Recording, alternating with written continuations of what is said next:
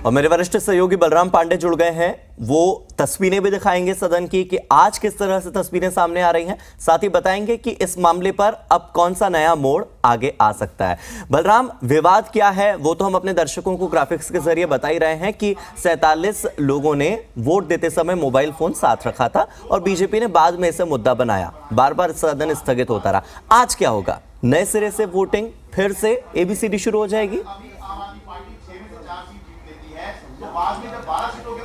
देखिए, हार्दिक, महापौर ने स्पष्ट कहा है कि जो वोटिंग हो चुकी है उसे निरस्त नहीं किया जाएगा, क्योंकि कोई ठोस कारण नहीं है वोटिंग निरस्त करने का।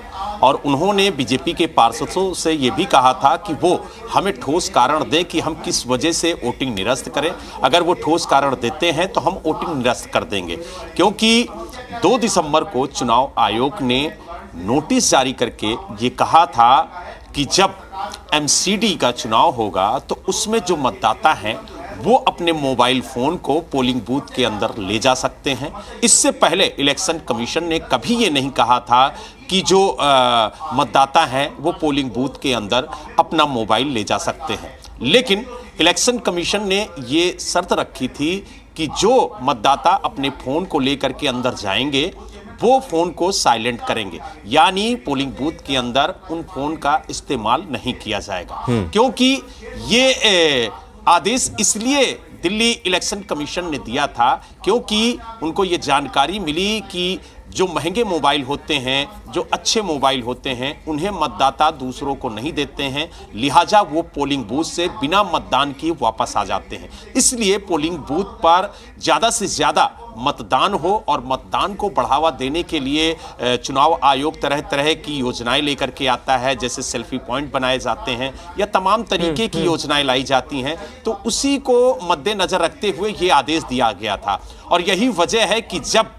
एमसीडी सदन के अंदर चुनाव शुरू हुआ स्टैंडिंग कमेटी के 6 सदस्यों का, तो जो पार्षद थे वो अपने मोबाइल को साइलेंट करके लेकर आए थे। लेकिन जब इस बात को लेकर के जो बीजेपी के पार्षद हैं उन्होंने हंगामा किया, तो महापौर ने ये उदाहरण दिया कि दिल्ली स्टेट इलेक्शन कमीशन ने एमसीडी चुनाव में भी ये निर्देश जारी किया था कि जो मतदाता हैं वो अपने फोन को साइलेंट करके पोलिंग बूथ के अंदर ले जा सकते हैं। तो ऐसे में गोपनीयता भंग नहीं होती है। और उन्होंने एक उदाहरण और भी दिया कि जो वोट डाल रहा है उसे खुद तो पता है कि हम किसको वोट दे रहे हैं। पर बलराम, यहाँ पर फोन साइलेंट होने और फोन वाइब्रेट होने की बात नहीं है। विवाद तो इस बात का है ना कि बीजेपी कहती है कि फोन ले जाए गए और फोन से वोट्स के फोटो खींचे गए, मोबाइल फोन में फोटो खींचा गया, सीक्रेसी को भंग किया गया। ये दिखाने की कोशिश हुई कि देखिए हमने आम आदमी पार्टी को ही वोट किया है या हमने बीजेपी को ही वोट किया है।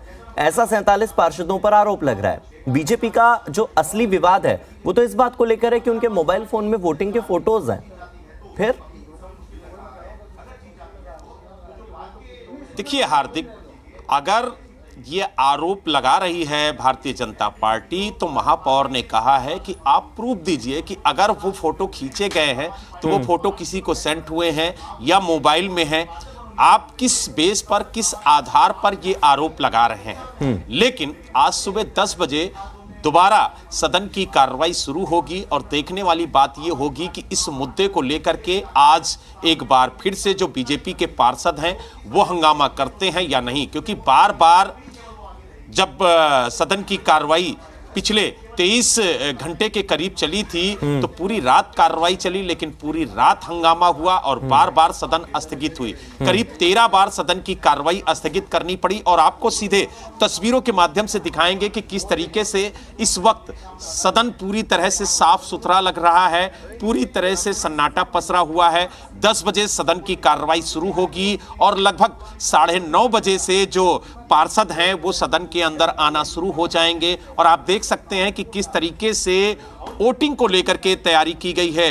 जो पोलिंग बूथ है वो भी देखिए तैयार कर लिया गया है और इसी के अंदर जो पार्षद हैं वो अपना गुप्त मतदान करेंगे बैलेट पेपर में, और बैलेट पेपर को ले जा करके जो बैलेट बॉक्स है उसमें डालेंगे। लेकिन जो प्रक्रिया है वो 10 बजे से शुरू होगी, क्योंकि जब पीठासीन अधिकारी के तौर पर महापौर बैठेंगी और जो निगम सचिव है वो यहाँ पर मौजूद होंगे, आयुक्त मौजूद होंगे, उनकी निगरानी में ये चुनाव संपन्न होगा। लेकिन पिछली बार जब सदन की कार्रवाई चली थी तो देखा गया था कि जैसे ही सदन की कार्रवाई शुरू होती थी, जैसे ही पार्षदों को वोटिंग के लिए बुलाया जाता था, उसी दौरान हंगामा शुरू हो जाता था, कुर्सियां फेंकनी शुरू हो जाती थी, बोतलें चलनी शुरू हो जाती थी, कागज के रोल फेंके जाते थे, जो महापौर की कुर्सी है उसे गिरा दिया जाता था, माइक तोड़ने की कोशिश की जाती थी, जो बैलेट बॉक्स था उसे फेंक दिया जाता था। तो बलराम, यहाँ पर एक जरूरी सवाल है, लेकिन जरूरी सवाल है, आपने कहा बैलेट बॉक्स को तोड़ दिया जाता था, उसे भी फेंका गया, बहुत सारी सरकारी संपत्ति को नुकसान पहुंचाया गया।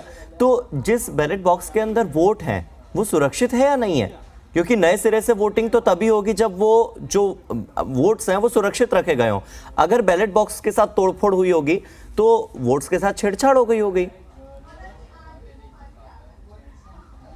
देखिए, बैलेट बॉक्स को फेंका गया है, लेकिन बैलेट बॉक्स टूटा नहीं है, क्योंकि वो काफी मजबूत होता है, लोहे की पेटी होती है, तो लिहाजा इतनी आसानी से वो टूटेगा नहीं। लेकिन कोशिश जरूर की गई थी, बैलेट पेपर को फाड़ा गया, पोलिंग बूथ को गिरा दिया गया, ताकि पूरी तरीके से अफरा तफरी मच जाए और जो चुनाव है वो संपन्न न हो पाए।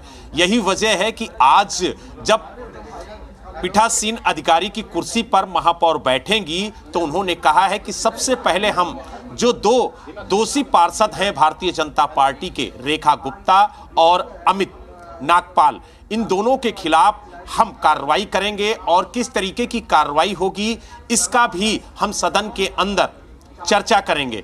लेकिन अब देखने वाली बात यह होगी कि क्या आज जो स्टैंडिंग कमेटी के 6 सदस्यों का चुनाव संपन्न होना है वो हो पाएगा, या आज भी सदन की कार्रवाई हंगामे की भेंट चढ़ेगी। लेकिन महापौर का साफ तौर से कहना है कि हम चुनाव करा के रहेंगे और जब तक चुनाव नहीं होगा इसी तरीके से सदन की कार्रवाई चलती रहेगी। अब देखने वाली बात यह होगी कि क्या आज भी पूरे दिन और पूरी रात सदन की कार्रवाई चलेगी, या फिर आज सदन में जो चुनाव है वो संपन्न हो पाएगा। क्योंकि भारतीय जनता पार्टी के जो पार्षद हैं वो इतनी आसानी से मानने वाले नहीं हैं, क्योंकि वो इस जिद पर अड़े हुए हैं कि जो वोटिंग अब तक हो चुकी है, यानी जो 45 या 47 जो वोट पड़ चुके हैं उन्हें निरस्त किया जाए और फिर से नए सिरे से वोटिंग कराई जाए। लेकिन महापौर का यह कहना है कि अगर हम वोटिंग कैंसिल करेंगे तो जिन लोगों ने वोटिंग की है वो सवाल खड़े करेंगे और हमसे सवाल पूछेंगे कि